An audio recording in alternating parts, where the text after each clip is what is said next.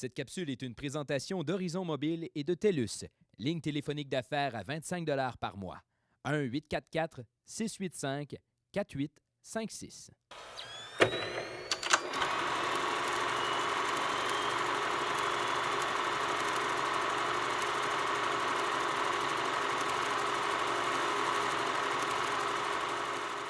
Heureuse d'être en compagnie de Réal Bélan aujourd'hui parce que je pense que vous avez deviné que j'aime être dans un personnage et que c'est le cas aussi de monsieur ici présent. Ben, bonjour et bienvenue premièrement, monsieur Bélan. Merci. Hey, appelle-moi pas monsieur quand même. Oh, mais je suis une femme. À l'époque, c'est ça? Oui, voilà. Oui, parfait, madame. Je suis loin d'être une femme de joie, donc je me dois d'être respectable, sinon je vais devoir aller me confesser. Parfait, madame. D'accord. On parlait de personnages, vous en avez eu plusieurs dans votre carrière. Lequel vieillirait le mieux, selon vous? Écoute, je pense que c'est Latreille qui vieillit le mieux. Parce que Latreille déjà vieillit. Ouais, il est déjà vieux, puis il vieillit en même temps. Latreille, c'est le seul personnage qui parle à des vraies personnes. Donc, il vieillit en même temps que les personnes à qui il parle, donc ça finit jamais. Il va toujours rester au même âge. C'est pas pire comme réponse? Oui, tout à fait. Bon, on se laisse là-dessus? Non? Okay. Non, on poursuit. D'ailleurs, avec M. Latreille, j'ai justement une question sur lui. Oui. Est-ce que vous lui avez imaginé une vie à M. Latreille, un passé, une existence? Oui, puis non.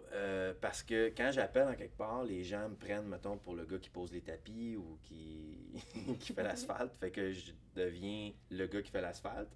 Mais en dehors de ça, Latreille, c'est mon voisin de billets, pour vrai, quand j'étais jeune. Il existe. Je tondais son gazon chez eux, fait que je sais exactement comment il pense. Super sympathique. Tu sais, cette voix-là, c'est ça, c'est lui.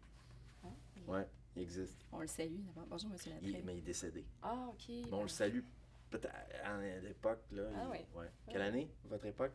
1930 environ. Il était tout petit. On le salue, tout petit. Parlant de tout petit, on parlait de nos voisins d'en dessous et de tous les autres voyages, disons, ludiques que vous avez réalisés pour la télé. Si vous en faisiez une pseudo-capsule sur l'Abitibi-Témiscamingue, ça aurait l'air de quoi? Sur quoi vous auriez eu envie de jouer? Oh my God! Souvent, on allait sur les affaires un peu on n'allait pas vraiment en profondeur parce que, tu sais, on allait au Japon, c'est sûr qu'on parlait de tout ce qui nous frappait rapidement. Fait qu'en Abitibi, ce serait probablement les étendues, le bois, tu sais, vraiment les bébites, tu sais. On irait assez basic pas mal, ouais. Je pense qu'on ferait quelque chose probablement sur les bébites. Ça fait longtemps que je veux faire quelque chose à propos de ça. J'ai déjà eu des idées ailleurs dans le monde à propos des insectes, mais en Abitibi, ce serait une bonne place pour le faire. Est-ce que vous savez que le Festival d'humour a son propre chasse-moustique? C'est vrai?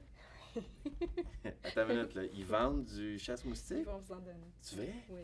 OK. Oui, tout à fait. Puis de marque Festival d'humour de l'Abitibi? Oui. OK. Mais vous faites de l'humour comme votre père, évidemment, Tigus. Et vous faites aussi de la musique. Vous avez produit des disques. Oui. Est-ce que vous accepteriez de me signer un objet de collection? Et là, je dois quitter la caméra 2 secondes pour me pencher. J'ai une surprise. Ah oui? Oui. Hey boy!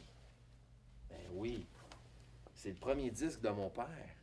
Oui, c'est que, et là, je sors du personnage 2 secondes. Ouais. Ma mère était fan de Tigus et elle a assisté à un spectacle. Elle a même été le voir en coulisses. Elle s'est fait chicaner. Merci beaucoup. Je vous quitte avec une question sur votre père parce qu'on fait le parallèle avec l'humour, la musique. Mais qu'est-ce que vous partagiez en dehors de ça, de vraiment précieux? Écoute, plusieurs affaires. On passait beaucoup de temps ensemble, en fait. Fait que il me faisait rire. Beaucoup de sport. On écoutait beaucoup de sport. Il venait me voir jouer au hockey. On jouait beaucoup dans le salon au hockey. On essayait de pas tout détruire, mais on jouait beaucoup. On faisait beaucoup de sport dans le salon. OK. Des sportifs de salon, mais actifs.